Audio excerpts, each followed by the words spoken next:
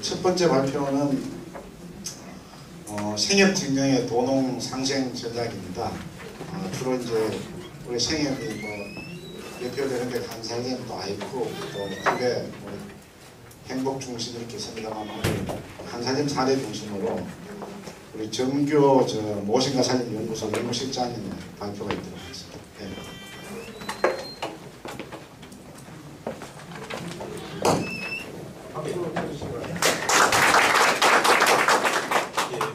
방금 소개받은 모신가 살림연구소의 연구실장 역할을 맡은 정교호입니다.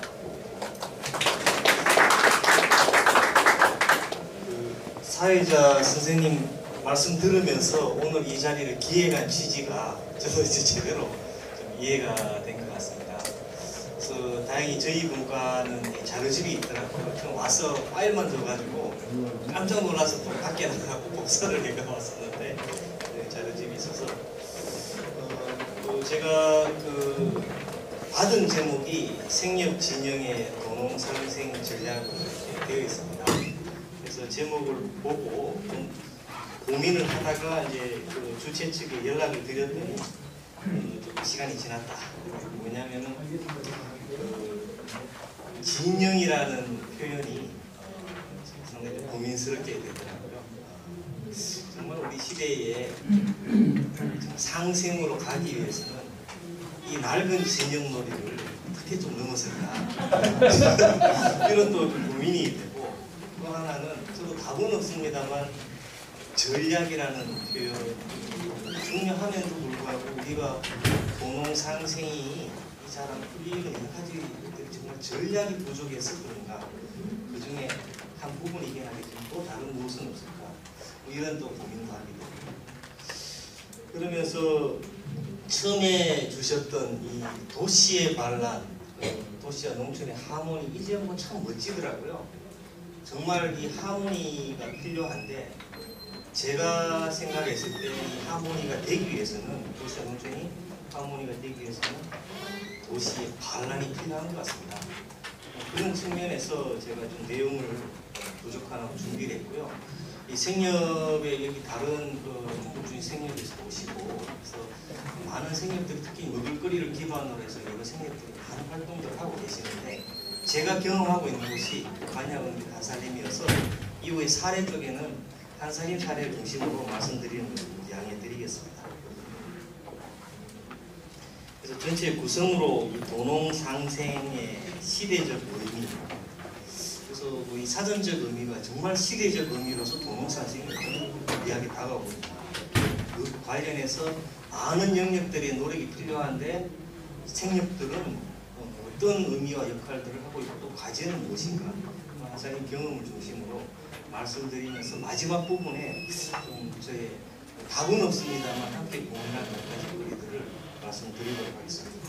저에게 주어진 시간 20분 정도에서 빠르게 진행하도록 하겠습니다.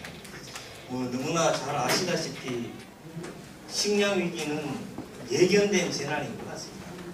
그러니까 우리가 다들 바쁘게 살아가고 있는데 조금만 바쁜 걸음을 멈추고 자세히 살펴보면 과연 이 상태로 5년, 10년 후의 미래는 어떨까에 대해서 아무도 자신 있게 이야기 못하는 것 같습니다.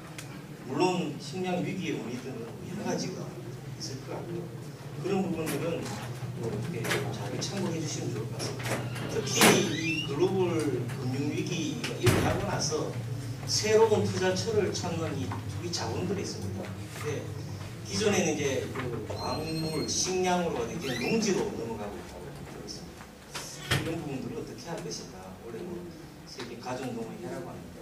정말 이 농지 문제는 어떻게 풀까. 다가오는 예견된 재난으로서 식량 위기 사태. 그리고 많은 분들이 오일 쇼크는 저희도 잘 경험을 했습니다만, 오일 쇼크보다도 더 식량 쇼크가 우리들의 삶에 지대한 영향을 줄 것이다라고 많은 분들이 이야기를 하고 계시죠. 그런데 별로 이렇게 다수가 특히 국가들을 보면 눈 하나 끔찍하지 않고 있는 것 같습니다. 그런 측면에서 어쨌든 생산성을 증대시켜서 값싼 먹을거리, 이런 시대는 분명히 지나간 것 같고요. 그럼 어떻게 할 것인가에 대해서 식량 작업이라는 것이 국가적인 큰 과제로 다가왔고, 그런 측면에서 특히 농업은 농을 잘 하시면 식량, 에너지, 뭐 환경 다 밀접하게 연결되어 있는데 이 농업에 대한 새로운 인식이 정말 필요한 때가 아닌가 싶습니다. 그런 측면에서 우리의 현실들을 돌아보면 참 이렇게 안타깝죠. 그 식량 자금률 문제는 우리가 누구나 잘 알고 있는 내용이고요. 중요한 것은 이러한 엄중한 상황 속에서 정부의 정책적 시선은 어디에 있는가 하는 질문을 던질 수밖에 없지 않나 싶습니다. 제가 봤을 때 많은 분이 공감하시겠습니다만 적어도 우리나라의 정책의 이 기조라고 하는 것은 농업 정책을 교육 협상의 하나의 수단으로 보고 있다. 그리고 이 물가 조절의 수단으로 보고 있다. 이런 어떤 근본적인 시선들이 바뀌지 않고 농업이라고 하는 것이 미래를 어떻게 찾을 것인가, 그런 좀 질문들을 던지게 되고요. 어쨌든 뭐 이 그러한 시선 속에서 이 농업 개방이 계속 이루어지고 있는 것 같습니다. 최근에 어쨌든 이 글로벌 경제 위기, 또 우리나라도 예외가 아니고 경제적으로 굉장히 어렵죠. 그리고 살림살이가 팍팍해지고 있는 이런 상황 속에서 그나마 서민들이 이런 어떤 어려운 경기를 덜 체험하게 하는 것은 저물가인데, 밑에 표 보시면 알겠지만 저물가 기조를 유지하는 핵심은 농산물 가격이 있습니다. 농산물 가격을 잡음으로써 지금까지 저물가 기조를 유지해오고 있지 않나. 이런 어떤 정책적 시선들을 바꿔야 되는데 어떻게 할 것인가 고민됩니다. 중요한 거죠. 그래서 농업, 식량 자급 다 중요한데 누가 농사 지을 것인가, 이 부분이죠.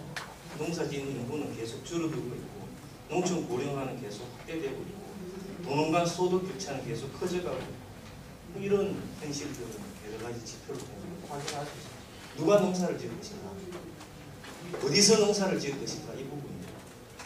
계속 농지는 사라지고 있고, 특히 친환경 농지 같은 경우는 문화유산 어떤 개발 사업을 하다가 문화재가 발굴되면 바로 올스톱하죠.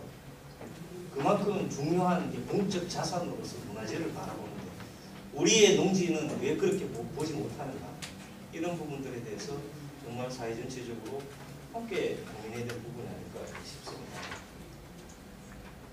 그리고 이 농업을 살려가는 데 있어서 먹을거리, 이거 어떻게 먹냐. 그래서 우리 그 책에도 있죠. 내가 먹는 것이 바로 나라고 하는데, 내가 무엇을 어떤 자세로 먹느냐에 따라서 우리 사회가 어떤 모습을 가지게 되고 미래가 어떤 모습으로 다가올 것인가 연결되어 있지 않나 싶습니다. 이후 발전도 아마 그런 측면에 초점을 맞추고 있고, 중요한 것은 이제 어쨌든 과거에는 이제 우리 농업을 담당하는 정부 부처에서 뭐 농림수산대 식품이 들어가 있죠. 농업과 식품을 같이 지금 다루고 있는데, 그래서 정부 차원에서 식품 산업을 키우기 위해서 여러 가지 많은 노력들을 하고 있습니다. 그러면 식품 산업이 성장을 하면 그것이 농업의 발전하고 연결이 되어야 되는데 관계성이 계속 떨어지고 있는 거죠. 식품 수입은 계속 늘어나, 수출보다 수입이 더 늘어나죠. 여기다가 그 식품의 원료는 어디서 나오느냐, 국내에서 생산된 농산물을 원료로 하는 것도 30%도 안 되고 있는 그런 상황에서 식품 산업을 성장시키는 것과 우리 농업의 미래와 무슨 관련이 있는, 이런 좀 질문들도 해야 될 때가 아닌 것 같습니다. 당연히 우리가 먹는 쌀소비량, 이런 큰 과제가 있는 것 같습니다. 그렇다면 아까 그 김기태 소장님 말씀처럼 오전에도 그런 말씀하셨죠. 도시민들은 불효자다. 자신을 키워준 농업 뿌리들을 잊어버린 망각한 데 대한 그런 말씀을 하셨는데, 그런 어떤 농촌 희생의 대가로 성장하는 도시는 그런 지속 가능하냐? 잘 아시겠지만 역도시화 현상들이 나타나고 있는 것이 대표적인 것 같습니다. 그런 현실들을 잘 보여주고 있고, 특히 우리나라의 도시의 지속 가능성은 상당히 큰 문제가 있죠. 도시가 다 빛과 그림자가 있는데 우리나라 전체에 이미 도시화가 90%를 넘어서 가지고 90%의 인구가 도시에 살고 있는데, 살고 있는 지역 면적은 그 면적의 16% 정도밖에 안 돼요. 특히 수도권은 더 과밀화되어 있고, 그러니까 이제 이 농의 희생이 바탕에서 성장하는 도시가 지속 가능하죠. 도시의 초과밀화와 농촌의 공동화가 계속 이렇게 나타나고 있습니다.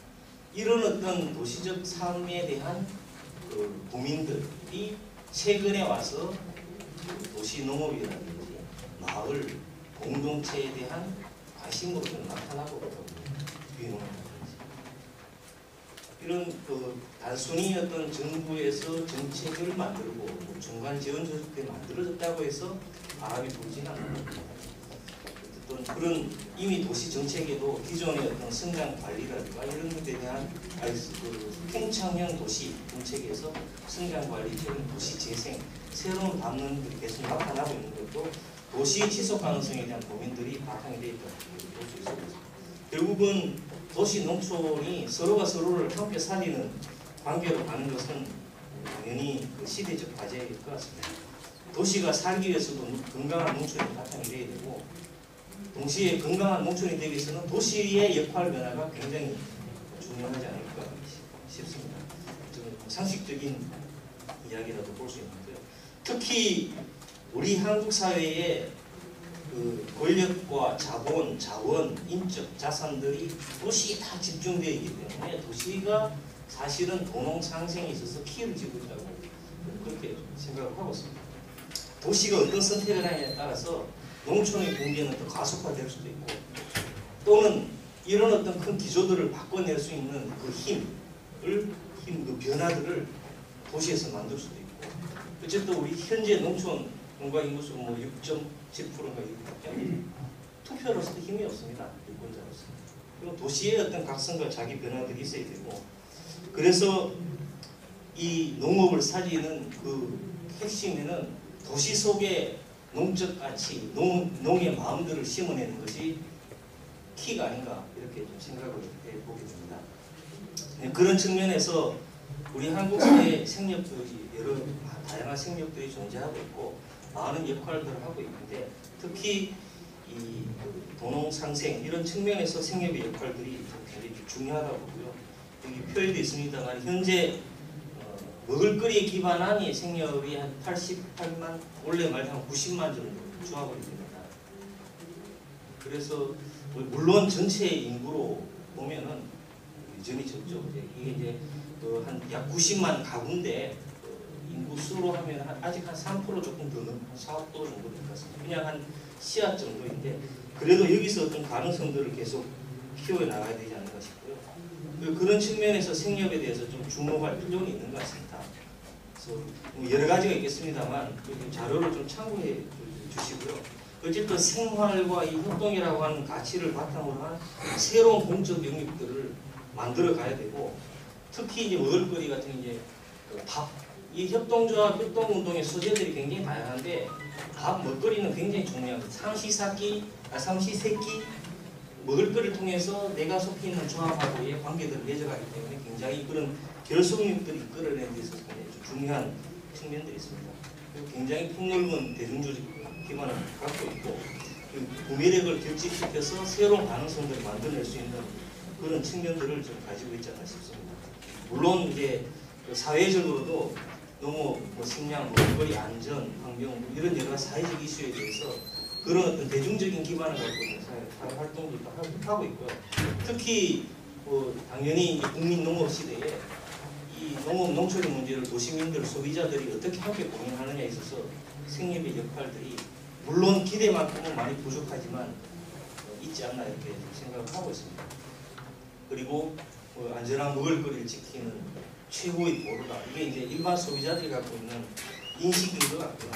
그것도 넘어서서 식량 자기 기반을 만들어가는 데 있어서 생협에 대한 역할들에 대한 여러 가지 도구와 이런 부분들을 했습니다.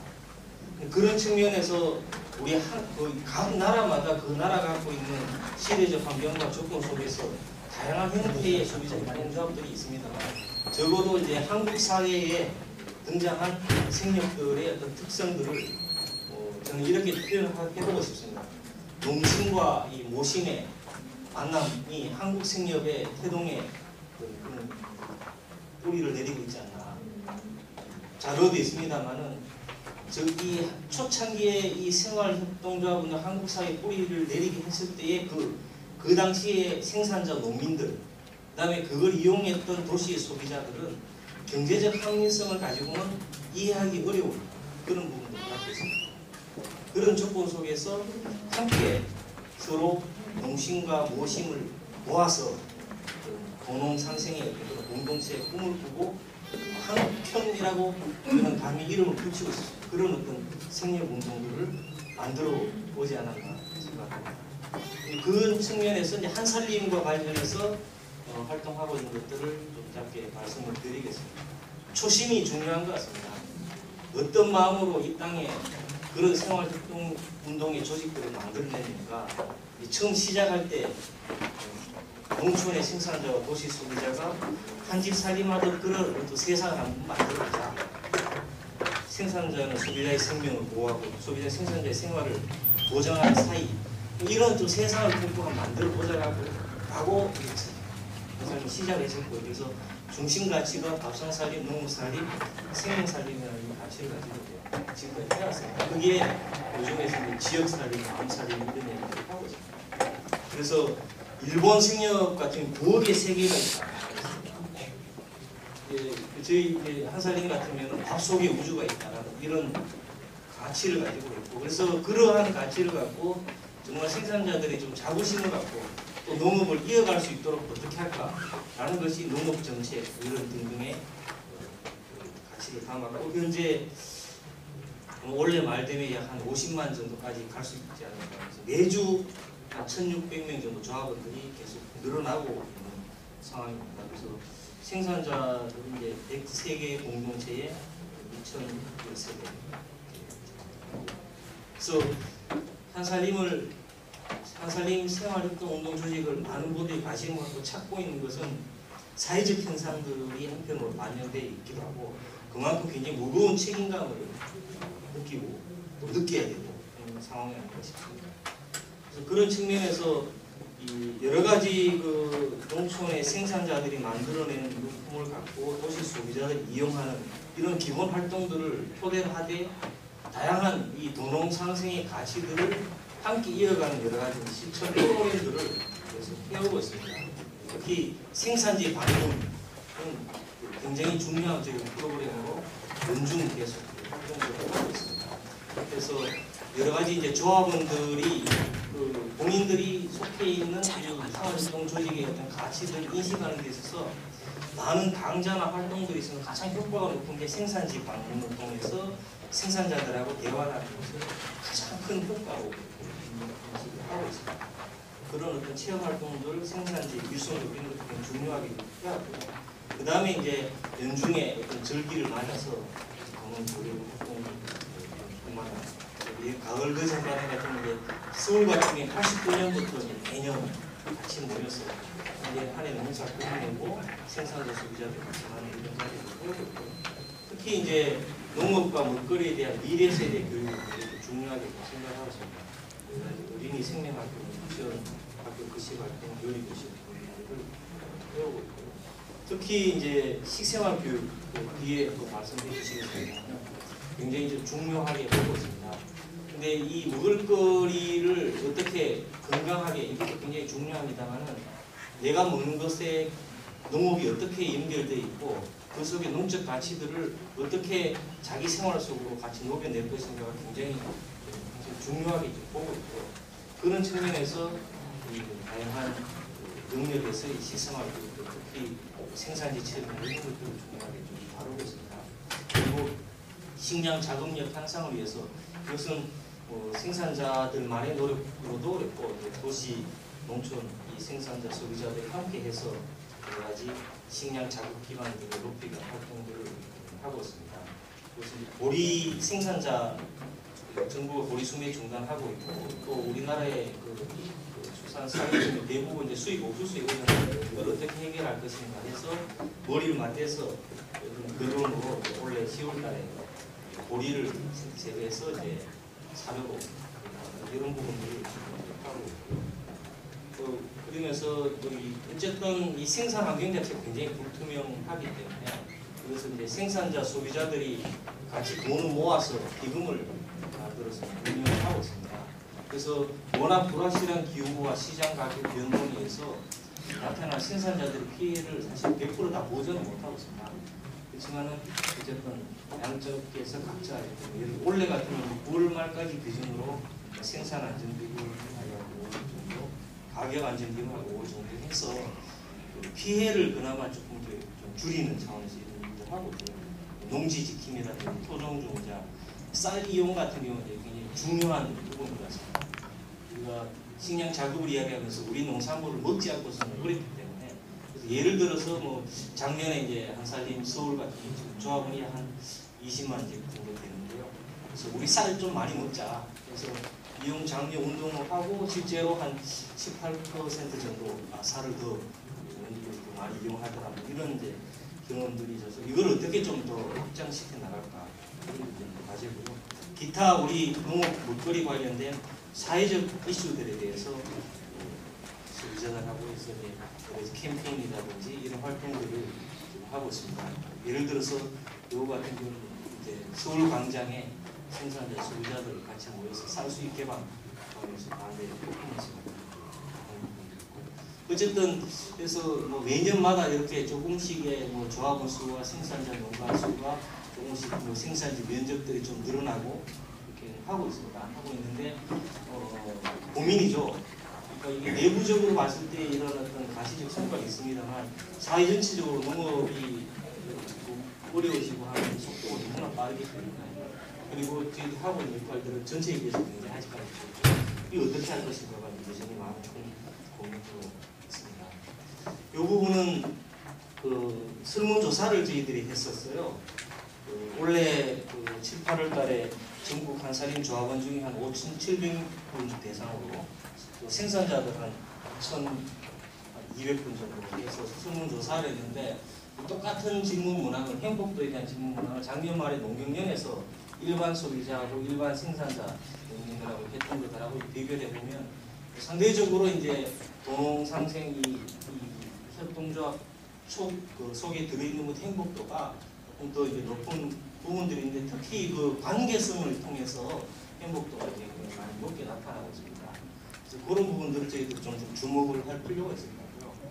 그리고 이제 소비자들의 의식조사인데 저희들도 해보면서 그래도 아직까지는 여러 가지 풀어야 될 과제들도 많이 있지만 그래도 좀 희망을 갖고 있는 부분들이, 도시의 소비자들이 이걸 해서 어떤 노력을 더 했으면 좋겠냐라고 할 때 이제 적절한 생산비 보장이 중요하다라는 의견들이 높게 나온 부분들을 이게 어떻게 이제 현실화시켜 나갈 것인가 가지고 있고요. 그 다음에 이거는 한국 농업의 미래에 대해서 이 농경연 조사를 똑같은 걸 갖고 저희들이 생산자 소비자들하고 해봤습니다. 해봤더니 예를 들어서 이제 비관적으로 이렇게 보는 데서 일반 우리 농가들이 가장 이 농업의 미래에 가장 걱정을 많이 하고 있어요. 그나마 이제 이 농농 직거래 이 생활협동조합에 속해 있는 한살림의 생산자들은 이 비관적 정도가 좀 적죠. 근데 이제 중국하고 도시 소비자들, 일반 소비자들과 생협소비조합원들하고 보면은 훨씬 더 농업의 미래에 대해서 생협조합원들이 걱정을 많이 하고 있어요. 그 말씀은 그 작년에 농경연 조사를 보면 일반 우리 그 도시 소비자들은 농업 수익 개방에 대해서 그렇게 민감하지가 않아요. 그런 부분들이 있어서 어떻게 하면 우리 한국 농업에 처해 있는 부분들을 도시의 이 소비자들이 제대로 인식하도록 할 것인가가 과제이고요. 이것도 이번에 그 소비조합원들 의식조사를 보면 가격이 떨어져도 이용하겠다라든지 주변에 추천하겠다라든지 이런 것들을 이제 그동안 교육이나 교류 활동 같은 하나의 성과라고 보고 있습니다. 그렇지만 이게 만족할 수가 없는 것이 계속 새로운 분들이 계속 찾아오기 때문에 이 철저한 교육과 이 활동들이 없으면 이제 초심은 잃어버리고 배가 산으로 갈 수도 있는 그런 굉장히 좀 긴장감을 갖게 하는 대목이긴 합니다. 그래서 어쨌든 이제 그 발상의 전환이 필요한데요.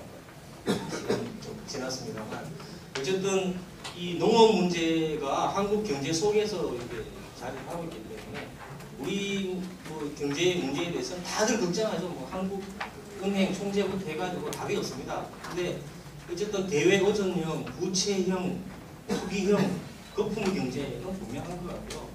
그래서 앞으로 어떻게 갈 것인가 이런 부분에서 이제는 이제 우리들의 도시민들 포함해서 생존 전략을 바꿔야 되는 거죠. 소득을 높여서 내 삶의 어떤 그 안정성을 확보하겠다는 건 가능한 사람 극히 소수. 그렇다면 방법은 지출을 줄이는 거죠. 지출을 줄이는데 개인이 지출을 줄여버리면 생활은 더 궁핍해질 수밖에 없습니다. 어떻게 하면 협동적인 방식으로 지출을 줄일 것인가. 이런 부분에 있어서 하나의 또 새로운 생존 전략이 필요하고 그런 측면에서 도농 상생의 어떤 그런 방안들도 거기서 좀 찾아봐야 되지 않을까 싶습니다.